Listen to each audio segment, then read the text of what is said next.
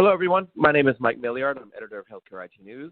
Welcome, and thank you for attending today's webinar, Enhance Business Value of Machine Learning Models by Integrating Machine Learning Ops, sponsored by CitiusTech. As machine learning algorithms have advanced by leaps and bounds, the lack of standardized machine learning tools, frameworks, and deployment practices remains a challenge. This has resulted in low business value and usage of AI and machine learning models in production.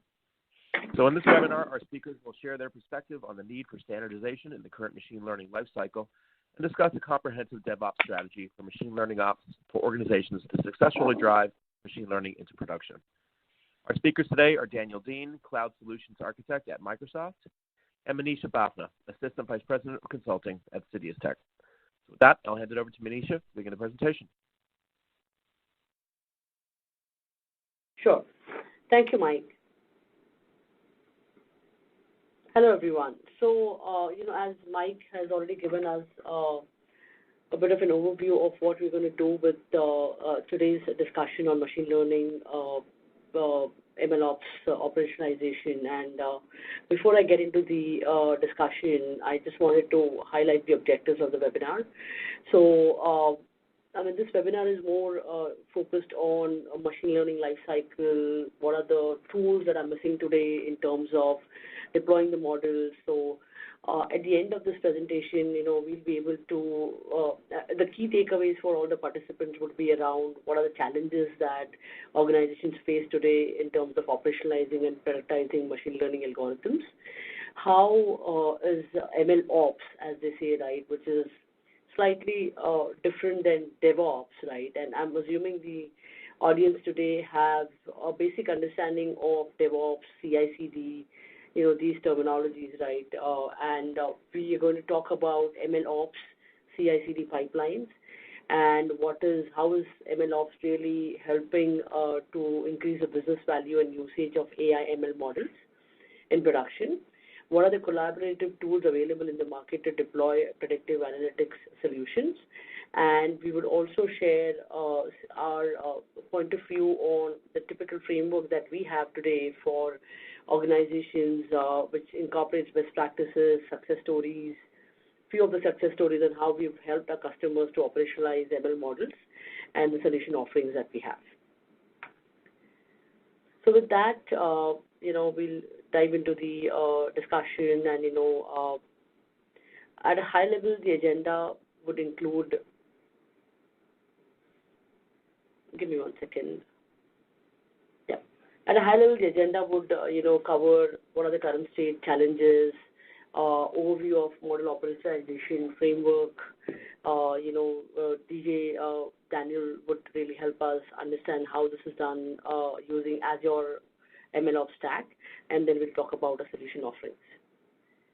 So today, if you look at the current state of machine learning, the typical machine learning model, right, the life cycle, it typically starts with defining a business problem. You really need to identify what is really the business problem for which you would want to develop an AI or a machine learning model, what is really suited to your organization's vision, identify the users who are going to really consume these models, and then, once you've identified the right consumers, what is most important in a typical machine learning lifecycle is the data. You're going to define the data. You have to make sure there's availability of right data, which is further explored, profiled, and cleansed so that the model is ready, for being utilized by the right stakeholders. Once you have defined the data and you start prototyping your model, you define your feature, you do your feature engineering of transforming and, selecting the right tool for your model, you identify what kind of model you're going to use, and then start training the model based on the available test data that you have. And once you've validated the model for expected outcomes with the help of the subject matter experts and the data scientists, then comes the core part of any ML project. While you've done all your prototyping, you've developed the model, you've tested it for some trained data, what becomes more critical these days is to think of how are you going to scale the model, How are you going to deploy the model in production? How are you going to audit and monitor the outcomes, right, of these models? And model development is typically different than what you normally do in your standard life cycle of developing standard development features, software features. Model development, machine learning models, AI models are slightly different in nature. There's a lot of research and training and retuning of the model that happens, right? So it's very important that you have a scalable and an automated deployment strategy so that it's more agile in nature and you're able to deploy and redeploy your models at a faster rate, right? However, in the current state, right, as per a survey that was done by Forbes and Gartner, in 2019, we've seen that at least 50% of the data science projects today are not fully deployed. While if you see the spend and investment in the industry for AI ML projects, it's growing leaps and bounds, and it is expected to create about $4 trillion of business by 2022. So deployment becomes very critical when you have to, deploy your models in production and realize the outcomes. Now, while you're thinking of the strategy, right, why do you need to operationalize your models, or what are the challenges that you see because of which, organizations are not being able to successfully deploy models in production? Now, what do you mean by a deployed model? It can be defined as any unit of code that you're seamlessly integrating into production environment, and then you're taking in an input, and then the model is returning an output. It's somewhat similar to the feature developments that you do on a day-to-day basis in a standard software development. However, here the data scientists would typically hand over the data model to the engineering team for implementation in production. What happens is, how it is different than a standard DevOps or any other deployment that you do, right? Models, machine learning models are typically, they begin as prototypes and they're written in multiple languages like R, Python, and many times, right, you would use multiple languages for the same machine learning pipeline. So you may start writing something in R, you will continue in Python, and it may end in another language. However, production models, when you're deploying these models in production, right, they rarely use these languages for various reasons, including speed or performance, right? You can't really deploy models which are written in R and Python directly in production. You have to use some containerization tools, you have to use some compatibility tools in order to deploy these models in production. You will have to probably translate the code into C++ or something for you to then deploy the models using containerization tools like Docker, which would solve for incompatibility challenges. So it's very important that you're thinking of, how you're going to manage the models, how you're going to maintain the versions of the models, because there are different types of use cases and inputs, and when you're trying the models and when you're deploying them in production, there could be scenarios where your input features, if your input feature changes, your importance and weights of the models for the remaining features would get impacted, and you may not get the same model that you had actually, designed for, right? So if your feature engineering and your selection change, right, because of an input feature, it's very important that you're easily able to track that. That's the reason version controlling becomes very important, right? And then apart from that, looking at the data standardization. There are a lot of time is spent in solving data inconsistencies. So it's very important that you have a strategy around how you're going to deploy the models, what kind of data you're going to utilize, how are you going to train the models, how are you going to test the models in pre-prod environments, and make sure that there is enough data versioning that is being done. Another important aspect or challenge that you see is that typically data scientists build many versions of a model using different programming languages or libraries or different versions of the same library. It is difficult to track these dependencies manually. So it's very important that you have a well-documented, well-thought-through version controlling mechanism. And to solve these challenges, in fact, there are a lot of tools in the market that can automatically track and log these dependencies during the training phase, as well as configuration, as code, and then later they can bundle them along with the trained model in a ready-to-deploy artifact. So it's very important that you're thinking of how are you going to manage the model, how are you going to reuse the model, how are you going to govern the model, how are you going to manage the feedback loop, right? All this is very important when you are thinking of model operationalization. Now, what exactly do you mean by model operationalization, right? So it's typically a three-part cycle where once you have developed the model, you have validated the model, now you need to first think of sharing this model for deployment. So the data scientists would typically hand this over to data engineers who would deploy this model in pre-prod or production environment. The second step is that you're monitoring the model for expected outcome, and then you are incorporating the feedback that is shared by the SMEs and the end users. Post that, you will have to react, you'll have to regularly update the model, retrain the model for better input or different type of outputs, expected outputs. So this whole cycle is about deploying, evaluating, monitoring, and managing the models. So that is what model operationalization means. Now, what are those different design considerations or strategic considerations that you need to have in mind, right? And I touched based on few of them while I was talking about the challenges. So if you have to effectively manage the models, it is better that you think you're already choosing a tool or a platform like Azure or MLOps that can instantly translate your code from one language to another or allow your data science team to deploy the models behind an API so that it can be integrated anywhere, right? So you have to think of the workflow integration. You have to think of all the different data source integrations. And ML algorithms are often very deep. So it means training and using them for inference takes up a lot of computing power.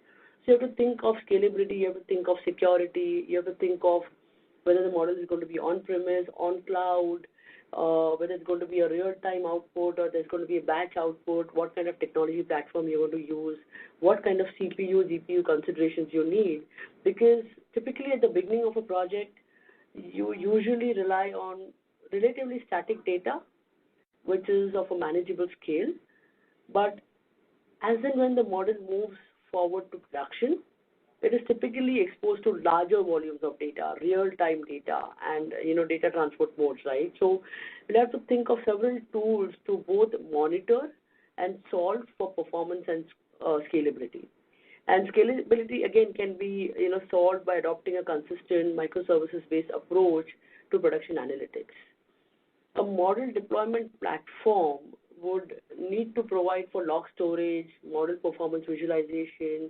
So it's very important that you're keeping a close eye on model performance to effectively manage the life cycle of a machine learning model. So think of scalability, think of computing. When you're choosing a right MLOps tool, how are you going to deploy it on premise versus cloud? There are different phases in model deployment. So, while your models are continuously evolving due to data changes or new methods, right? Every time such a change happens, you need to revalidate the model performance. So, apart from validating the models, when you're thinking of the deployment strategy, the next phase is how are you going to evaluate the models? How are you going to monitor the models? So that's the next step. And after that, obviously, managing the model for performance. So look at the various aspects of model performance during evaluation. How accurate are the predictions determined from feedback and actuals? How is the model detecting deviations from what is standard versus, normal or expected? Now, while you're thinking of these different phases of deployment, evaluation, and model management, there are various challenges, and we'd like to share some best practices around these different challenges, right? So the three phases that I spoke about: deployment, evaluation, monitoring the model, and model management. So let me talk about some challenges around and what are the best practices that you can think of when you are thinking of a deployment strategy. So while few of the deployments are straightforward, if you look at complex machine learning models like real-time prediction of diagnosis or database scoring, which involve a lot of queuing mechanism during the model development, The deployment process for such complex models needs special considerations when it comes to integrating these models in production environment. So it is important that you're thinking of a rollback mechanism in place while you're designing the deployment strategy. So think of that. Think of environment mismatches. When you're going to build and deploy the models, what kind of standards you're going to use for your deployment strategy. So actually, there are a lot of open standards available for model serialization, which provides easy ways of deploying or exchanging models between different products or systems, regardless of the programming languages or operating systems that your models are deployed on. So there are standards like PMML, which is the Predictive Model Markup Language. It is an XML representation of models, and typically it is used for data preparation of deployment and exchanging and evaluating the models. There's another standard called PFA, Portable Format for Analytics, which is a JSON representation of models. So you could use this model for, if you have a JSON-based data exchange, API-based data exchange happening, you could use this as a format, as a standard for deploying your models so that you can, get rid of environment mismatches and different type of languages that you may use for developing the model. Then there's a special de facto standard for deep learning models that is called ONNX. It is Open Neural Network Exchange, which is again very specific for most of the deep learning frameworks. They use the standard for deploying the models. Again, when you are thinking of deployment, obviously regulatory considerations, you have to think of security. You have to make sure that your deployment strategy is covering HIPAA, PHI, FDA compliance, etc. And then obviously you need to have a skilled team. So typically your DevOps team would be probably the most closest to building your ML pipeline. So make sure that you have the right teammates to actually deploy the models. From a monitoring perspective, so, while you're monitoring the models in production, the business continues to evaluate the use case and outcome for various parameters, like the usage of the model in day-to-day operations, accuracy of the model in production versus training environment. So you need to also consider different types of metrics for model degradation. Now, there could be scenarios where, there are metrics like drift monitoring where, there's a possibility that your data is drifting from what you saw in training environment versus what you're seeing in production. So maybe your data is falling out of range, so as compared to your training data. So how do you think of retuning your model to suit the production data? So there's a continuous feedback loop that you need to implement, right, in order to get rid of model degradation and make sure that your model is suiting the needs of what the production data that you're seeing, and it is more accurate for your end users. The next is, obviously model management, and, I've spoken a lot about it, so I'll keep this short, right? Maintaining the versions of the model is very important, and that's the biggest challenge that, data scientists face today, because your inputs may keep changing, you're in a prototype mode, so it's better to think of an automated model monitoring strategy for managing your models, viewing the performance of the models, and then the recalibration approach to, aligning to the core problem statement. Now, this is just some sample dashboards. I was speaking about certain metrics that you need to define, right? So to give an example, let's say there's a priority scoring model, or there's a claim amount prediction model, right? You would want to see what is the version of the model that has been used, what is the model health, how accurate it is, how available it is, right, in terms of uptime. What is the CPU usage? So there's a drift indicator which will tell you whether the model is degrading from the training data versus the actual data, looking at the accuracy of the model. So all these metrics are very important when you are, monitoring and managing your models. The next slide has some more detailed metrics around, how do you calculate and, how do you manage the health dashboard of models, the response time, the latency, the requests that you're receiving, aging of the model, and so on and so forth. There's a framework around so what we do at CitiusTech today, we have a well-defined framework in place when we actually, operationalize the model for our customers. So obviously data scientists, they need to be organized, they need to be part of a they need to be involved when you are operationalizing models. So it starts right from designing the model, so identifying the model attributes, assessing the integration endpoints, defining your non-functional requirements, identifying the KPIs, defining your KPIs, your dashboard metrics that you're going to see, which you saw on the previous screen, right? So during the design phase, you will have to make sure that you have thought about all these different attributes.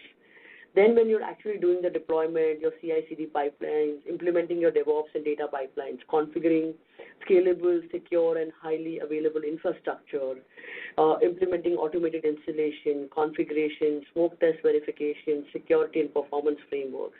And then you verify your model output, right? So looking at your endpoints, looking at the performance of the model versus the metrics that you have defined, implementing alerts and notifications, just in case if there is a CPU utilization is very high or there is a drift in the data, right? So implementing those kind of alerts and notifications, and then obviously, continue to monitor the model in production and looking at the analytics and usage reports.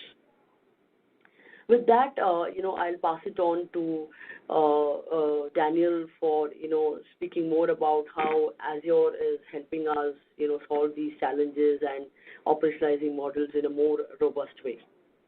Over to you, TJ. Thank you, Manisha. All right. So, and what we have here is at Azure, we have a story around MLOps using a bunch of different services. And this is a picture that I've put together that kind of explains how some of these services work together. This by no means is an exhaustive list. This is just some of the services that we see are popular in doing this, and to see what this looks like in the real world. So if we look at this, basically this flows in a counterclockwise manner from 1 to 2 to 3 to 4 to 5. And this is kind of a continuous process. So the idea is that your data scientists are the ones that are going to be training your models, and there's a whole bunch of different ways to train models in Azure. We have, for example, the Azure Machine Learning Service. The Azure Machine Learning Service is a Python-based service where you can, a whole bunch of different parts of machine learning are made easier. So for example, training. Instead of having to run training manually yourself, there's all kinds of compute resources that you can use to actually train your models. We also have, for the Azure Machine Learning Service, a whole bunch of different features like AutoML. And specifically, we have automated parameter tuning, where instead of putting when you're building a machine learning model, there's always parameters you have to tune. So for example, for clustering, if you have k-means clustering, you might have to figure out that k. For linear regression, there's other parameters you also have to tune. So what it allows you to do is it allows you to say, here's the data, here's how I want you to score this model, and then I want you to go and basically automatically tune all the parameters and tell me what configuration works the best for my given model. So the Azure Machine Learning Service also has, in addition to that, it has some things like algorithm selection, where you can go in and you can tell it, hey, here's the data, and what I want you to do is, I'm not sure what kind of a predictive model I want to use, so go try a bunch of them and tell me what the score is for each of those, and then I'm going to go and take a look at what's the best model to use. So it has a whole bunch of things that make building models easier. Then on top of that, it also has a whole model deployment story, which is around, when it comes to productionalizing models, as Manisha was talking about, there's a whole bunch of different ways to do it. And productionalizing models is often something that's, it can be difficult to do without having a good MLOps plan in place. So for productionalizing models, it has a whole API built in place that allows you to quickly take those models that are saved in some kind of a format like Onyx or Pickle, and you can wrap those up into a container and then deploy that container to different places. So the Azure Machine Learning Service, from a model training standpoint, your data scientists, that's one service they can use to train models. The deployment part I'll get into in a little bit. We have some other services as well. So for example, we have Azure Databricks. Azure Databricks is basically Spark as a service, but it's on top of that, it's a unified platform where you can do ETL and data science in a collaborative environment. And it has a really strong data science element. It actually works well with the Azure Machine Learning Service, so they can talk to each other, so you can use a Databricks cluster as a training target, or from Databricks, you can call out to the Azure Machine Learning Service for different needs. So the Azure Databricks is another way that your data scientists can train this model. And then lastly, we have Azure HD Insight. Azure HD Insight is basically the rest of the Hadoop stack. So Databricks is mainly Spark. HD Insight is a bunch of other Hadoop services, like, for example, Pig, and also like HBase. So HD Insight, if you had some requirements where you wanted to build your models and you had some Hadoop-based requirements, then HD Insight might be what you want to use. So the idea is that in this model training phase, your data scientists are going to train the model using some of these services, and then they push the trained code into some kind of a code repository. For Azure DevOps, we have Azure repos. You could replace that with something like GitHub, Bitbucket, any real repository control system. But in the Azure space, we have repos, and the idea is that the data scientists push in the code there, and then that's where the data engineers come over to take that the code that's going to train that model and integrate it into your end product and kind of productionalize that model. So the way that this is all done is using pipelines. And these pipelines, what's going to happen is these pipelines will kick off additional model validation and basically packaging up the model for deployment. So that's where, if we look at box to the right of item 2, we have model validation and deployment. This is really where there's a whole bunch of different ways that you can do this, again, based on what your requirements are. Your model validation, so your data scientists would have looked at things, they would have gotten the model working and validated the model locally, but maybe you have some bigger data sets or you want to do some end-to-end testing. There's additional validation you can do. Maybe you want to have your lead data scientist look at an ROC curve and see if your model is meeting the expected requirements, or if you have some specific cases that you're looking for, you might have additional steps that you want to run there.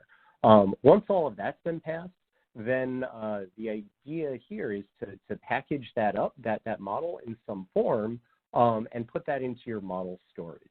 So again, this varies from model to model, but usually you can package it up into an image, and then take that image and you can run that in different places. Other ways to do this might be to write out different parts of a model in something like a CSV and then load that. So there's a bunch of different options. As in general, the way that things are moving towards and our recommended approach is to take your model and basically wrap it up into an image, because it gives you flexibility to deploy it in a bunch of different places. So once you have that image created and you've wrapped everything up, that brings us to model storage. So a bunch of different ways depending on how you're representing that model. I've worked with some folks that basically have put the entire model into their code base. So they basically had the whole model itself in the code. I've also worked in other situations where we wrote out the model. It was a neural network, and we wrote it out, each of the neuron weights to a Cassandra cluster. So that could be another way. But what we're moving towards is basically containerizing it. And there's services like the Azure Machine Learning Service that allow you to take a model that's been wrapped up in an image and store that in like a container or like an image repository where you can then deploy it out. So then that brings us to our model runtime. Once all of this is completed, you want to deploy that model out to a runtime environment. You have a bunch of different options there. It could be Azure Kubernetes service. It could be container instances. It could be a Docker cluster. You could also deploy your model to, like say, a Databricks cluster. You could have a Databricks notebook that's hosting your model, and the idea is that everything talks to that notebook via some parameters that are passed in that do your predictions or classifications. But this model runtime environment, what's really important is that you need to have monitoring.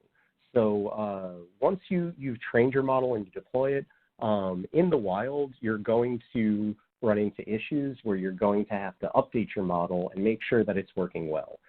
So we have Azure Monitor, which is really, really good at collecting all kinds of different metrics, and you can even collect custom metrics. So besides just looking at like what CPU usage, memory usage, things like that, you could look at specific, like maybe what is my model score versus for a given data point compared to some previous things. And if you see that the overall output, the accuracy seems to be dropping off, that could indicate a problem, right? So that's the Azure, the monitoring component. And then lastly, we have the apps and APIs, and that's what your end users interact with. So the idea here is to decouple your model portion from your apps and APIs. So that way you can do your model development in a different cycle compared to your different API development. So your end users, the goal being that every time you push out a new model, your end users aren't changing all of their APIs, they're decoupled from this. So they just all of a sudden see better accuracy. And for that, we have a whole bunch of different ways to host apps and APIs, from the Azure App Service to Azure Functions. And then in the middle here, we have all of this is driven by a bunch of different orchestration services. We have Azure DevOps. Azure DevOps has is kind of like an umbrella service that has a whole bunch of different services underneath it, like Azure repos, Azure pipelines, that are all DevOps centric, from managing your code to building pipelines to take that code, automatically build it, and deploy it to different environments. So you could have Azure DevOps orchestrating this process. You could have Azure Data Factory. Azure Data Factory is a great data ingestion and orchestration tool that could run this process. And then you can automate all of this using services like Azure Alerts, where you can set up automated alerts that, hey, when I see something happening in my runtime environment, I want to automatically trigger off an alert to go do something. So doing this, the idea is that any of these, we can go from model runtime, we could trigger revalidation, we could trigger remodel training. We could basically go pull a new model and see if just maybe there's a newer model in storage.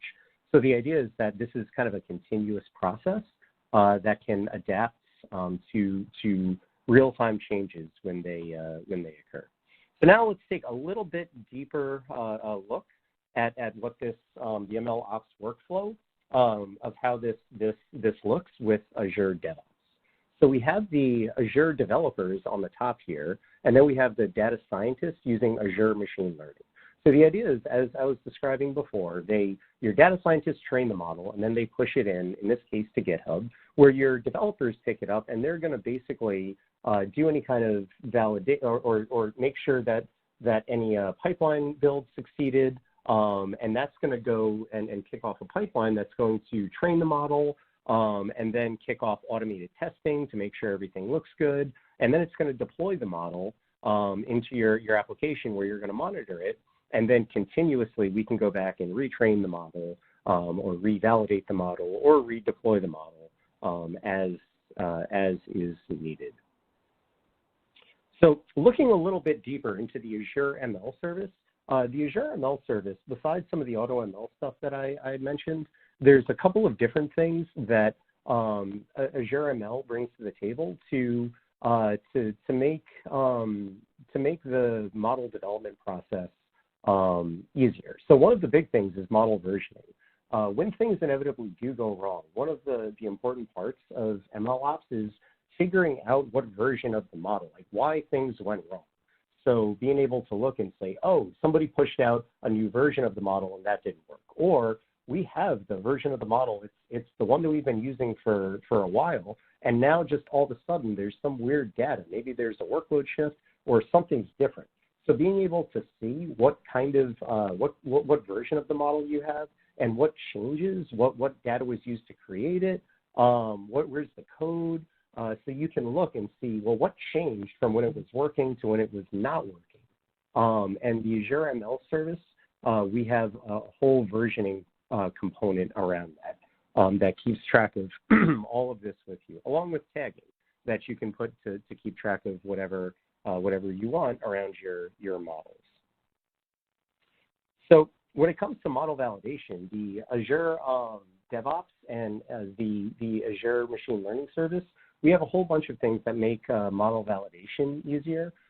So what we can do is we can build these pipelines that can go in and basically can have different outputs to let you know what the model looks like, and those outputs, you can have different outputs that could be what the performance of the model looks like, some ROC curves that maybe somebody has to approve. There's a bunch of different steps of validation that's really up to you, that you can work with your data engineers and your data scientists to define. And then when it comes to deploying this, there's a bunch of mechanisms that are in place that allow you to stop a deployment if you find that model validation doesn't meet your expectations. When it comes to model profiling, as I mentioned with Azure Monitor, we can collect all kinds of different metrics. We can go in and look and see what the model is doing. We can see, so by collecting those metrics in a development environment, you can get an idea of how is your model going to behave if you were to deploy it in the real environment.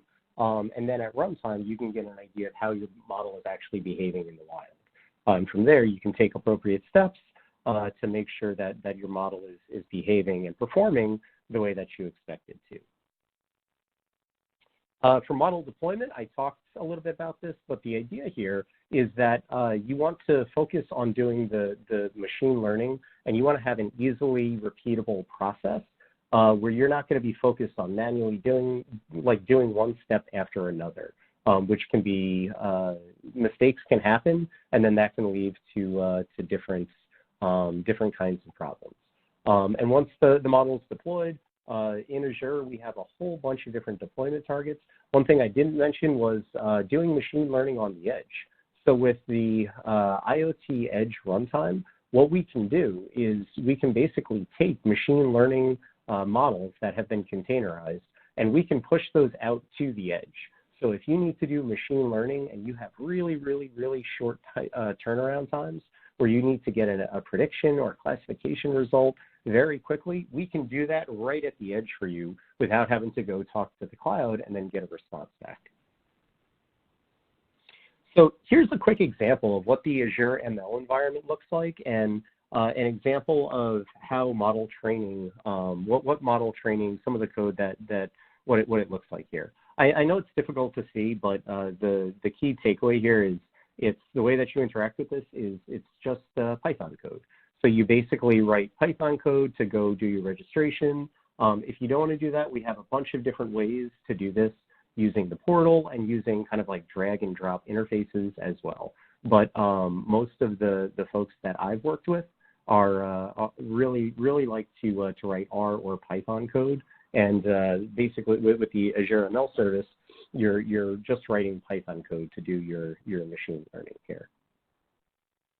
So now let's look at a couple of customer success stories quickly. So one of them is the Walgreens Food Alliance. So they use the Azure Machine Learning Service, where they basically their architecture is shown here, where they did all their ingestion and preparation with Data Factory and Databricks, and then they use the Azure Machine Learning Service. They leverage the compute targets to basically to train lots and lots of models using managed compute clusters. So instead of having to maintain everything themselves, they used the Azure Machine Learning Service and said, hey, all right, here's the data. I want you to go train me the model.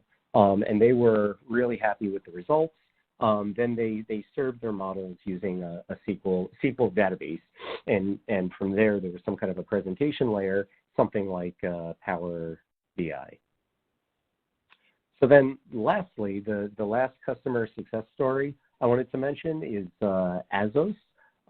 So Azst, what they basically did was they leveraged Azure machine learning in order to bring together their whole development model development process.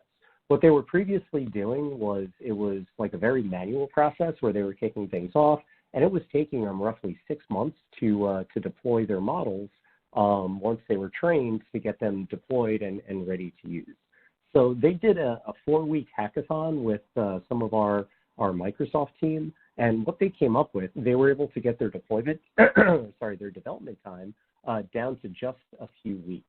And they really leveraged a lot of the automated processes like the pipelines and the repeatable processes that you get with Azure MLOps to really automate this process and to really improve their overall development time. So with all of that being said, I'm going to hand it back to Manisha to talk about some additional success stories.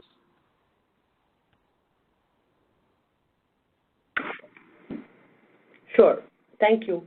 This is one of the CitiusTech success stories where the customer in context is a biopharma company who wanted to develop a model to check a patient's resistance to epilepsy drug. And what CitiusTech did was, we deployed a team of data scientists to develop the model, use the approach. We basically use Azure blob storage for raw data, and then, for model development, we use scalable H2O.ai and Microsoft R server. And we had some API management to publish, manage, and secure the model, and some Power BI reports to show the data statistics and data mining. Now, what we did was they really did not have a well thought through strategy for deploying the model in production. So what we did was our data engineers and DevOps engineers used Azure Stack for deployment and automated their CI/CD pipeline. And then there were various metrics that were reported in Power BI dashboards to monitor the model for performance improvement, to identify any automated workflows for data quality and model development. And all this was, we displayed all these reports in Power BI. There were significant savings in terms of, automatically deploying the model in production. The customer could really react, and if there were any modifications that they wanted to make, they could easily do that, and they used the metrics that were displayed in Power BI. The second success story is around claims denial. So here the customer in context wanted to improve their claims negotiation platform. What CitiusTech did was, the objective of this project was to utilize machine learning models to prioritize a negotiator's work list. So basically, when the negotiators are looking at the claims, they would want to make sure that in order to maximize the profit and optimize their time, they would want to prioritize which claims should they pick up on priority for negotiation purpose. So here, the tech stack that we used for machine learning was Oracle Enterprise, and we developed 2 models. One model which estimated the savings for them. We used linear regression, random forest for predicting the savings amount for successful claims, and then logistic regression for probability of success of the model. And then we deployed a team of data engineers to actually deploy this model in production.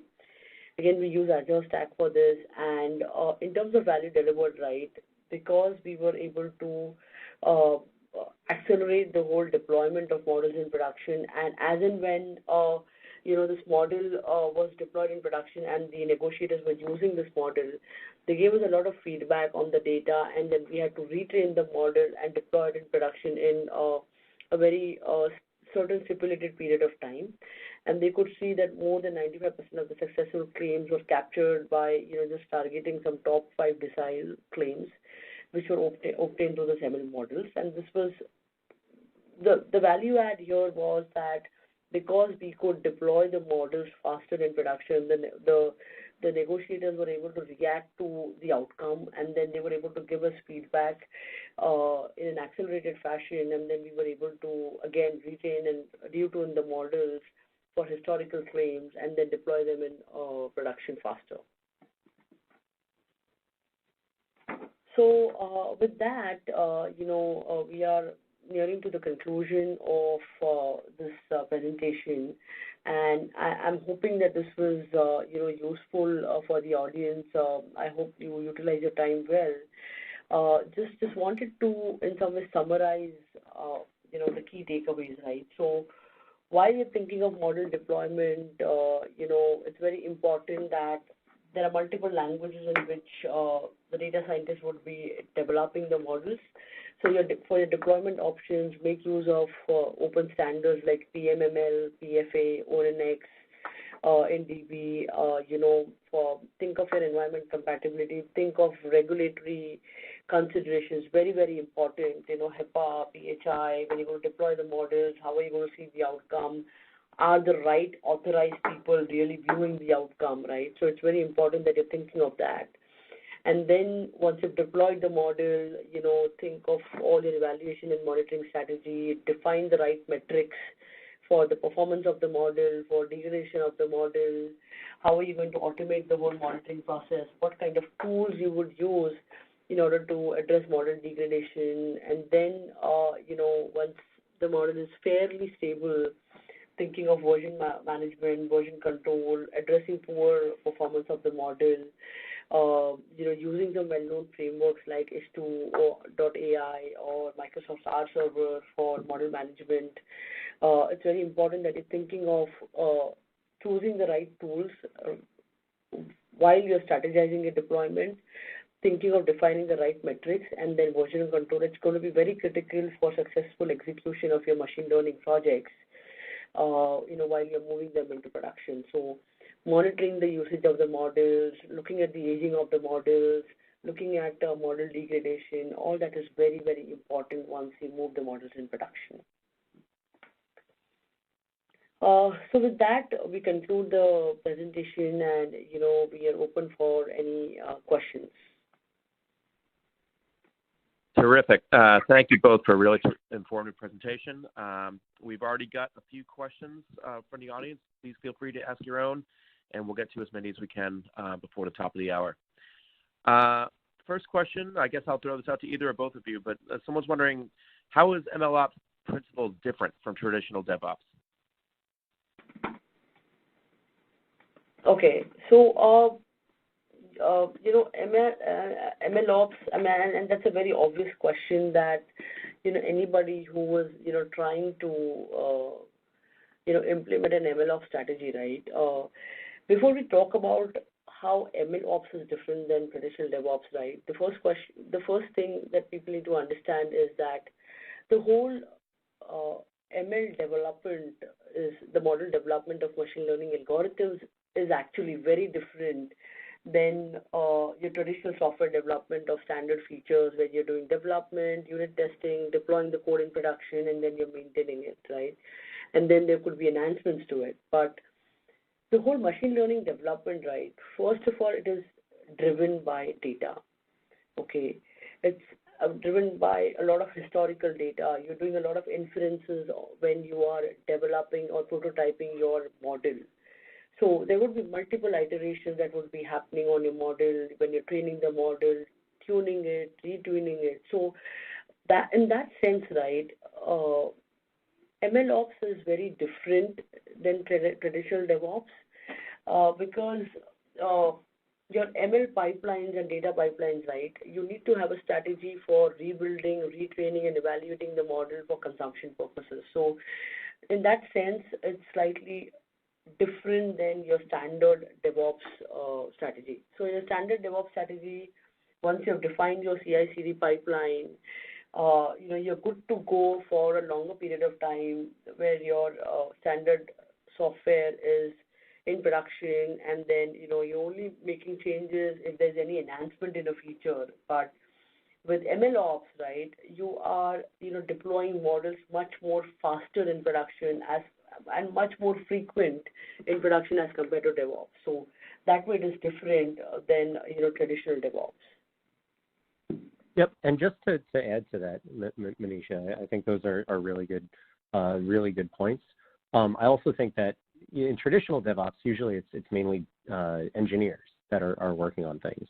With MLOps, you're bringing together kind of your data scientists and data engineers, and I think that's like those different groups, right, have different ways of looking at what their end goals are and bringing that together in a unified way. The tools and stuff that you do that. That's I think one kind of another thing around MLOps is those two different groups bringing them together to at the end of the day produce a product that has some integrated machine learning models and being able to develop those those machine learning models quickly. All right. Somewhat related question. You may have touched upon some of this already, but someone's asking, how does MLOps cope with changing data sets?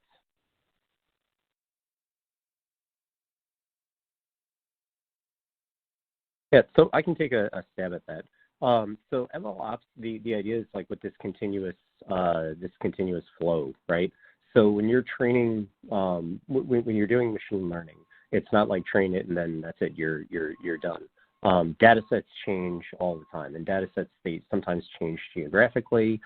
So MLOps, and in particular some of the Azure solutions I went through, we have different ways to allow you to adapt to that, and be it retraining to identify that there's a problem and your existing model just doesn't work at all. We have the tools and the capabilities to allow you to quickly retrain models when you have new data that comes in, or to redeploy your models if you just need like an updated version of the data. So around MLOps, I think there's a lot of tools that allow you to quickly adapt to changing data sets with little or with minimal negative effects. All right. Squeeze one more in here before we wrap up. Someone's asking, what scale of operation does MLOps become feasible, or at what scale does it become feasible? Is it 10 models, 15 models, or any number like that?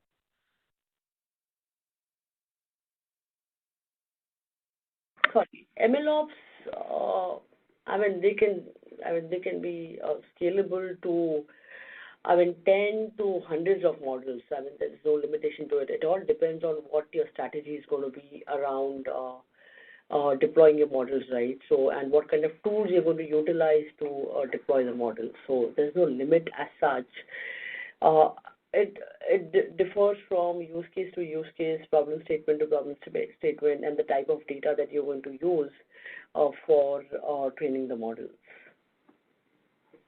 Yeah, and to follow up with that, the MLOps, like when I was doing a lot of this stuff in grad school, there's a whole bunch of things that I did manually that I would have loved to use some like MLOps processes and some MLOps stuff just to make my life easier. And that was more in a research lab. So I really think that this can getting this repeatable process in place is something that a lot of data scientists would benefit from. One of the only things I would say to kind of keep an eye on is, depending on what your deployment targets are, think about where you're going to be and how many models, because the services that we talked about today, they all scale really, really, really largely, but depending on the service you pick, the amounts are different.